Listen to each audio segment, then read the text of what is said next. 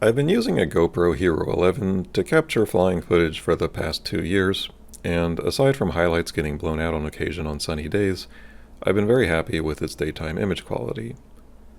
GoPros are notoriously bad in low light conditions, however, due to their small sensor size. After a great deal of experimenting with settings trying to capture some semblance of what night flying actually looks like with the GoPro, but continually being disappointed, I decided to upgrade to a DJI Osmo Action 5 Pro for night footage. The main purpose of this video is to compare night flight footage from the two cameras.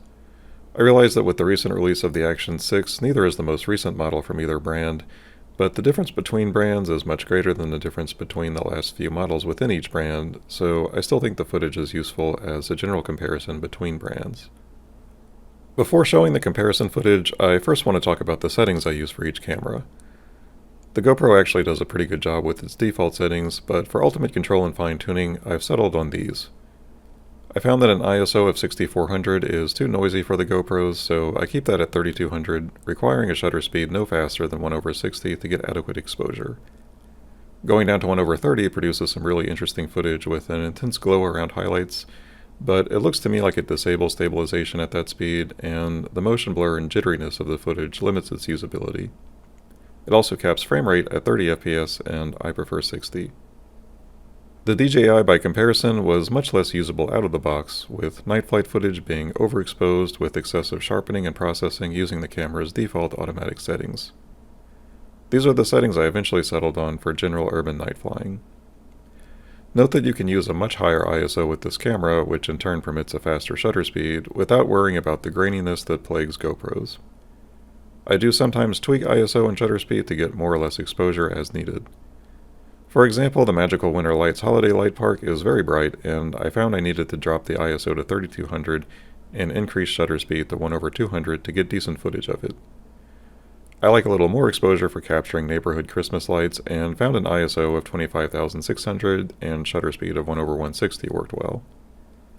I do not recommend the Super Night mode, which allows higher ISOs at the cost of processing artifacts and resolution limitations. 25,600, the highest ISO allowed in normal video mode, provides plenty of exposure for urban night flying. With that out of the way, I'll start the comparison footage. The settings used in all clips for each camera are those currently displayed. In some cases I show GoPro clips at both 1/30 and 1/60 shutter speeds, so I'll note the shutter speed in each GoPro clip. Note that for each comparison, each clip was recorded on a different flight but following the same route. Also, although I've included raw camera audio in the clips, I would not use this footage for an audio comparison because I had a foam wind cover on the GoPro to reduce wind noise, but not on the DJI.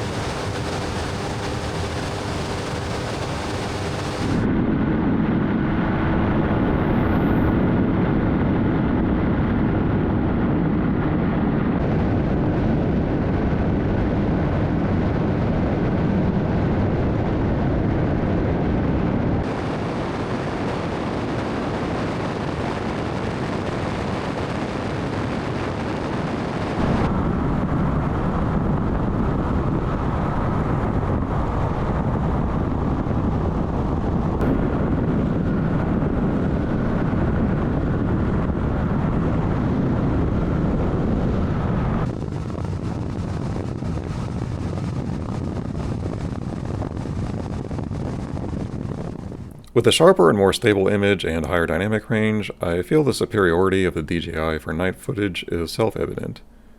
It still can't capture what it's like being there, but it gets me closer than the GoPro. Unfortunately, the DJI can't compare to the GoPro for daytime footage, in my opinion, as its colors are weirdly unnatural regardless of the settings I use. I've noticed that many YouTubers use the D-Log-M color profile and color grade afterwards, but I don't want to deal with that considering I can just use the GoPro for day footage. Another point of comparison worth discussing is that modern GoPros are notorious for being unreliable. From what I've read, the Hero 13 is better than the 11 in this regard, but I can only say that my 11s are subject to crashing, shutting off randomly, overheating on the ground, memory card write errors despite using one of GoPro's recommended cards, and quick app connectivity issues. I've had zero reliability issues with the DJI, and its MIMO app is a lot nicer, with less preview latency and the ability to display shutter speed, ISO, and color temperature when those values are set to automatic. So there you have it. In my opinion, the GoPro clearly takes better footage during the day, but the DJI clearly takes better footage at night. If you could only have one, I'd pick the GoPro every time despite its reliability issues, as its daytime image quality is that much better, and most pilots fly much more during the day than at night. But if you're going to be doing a substantial amount of night flying, you can't go wrong having both.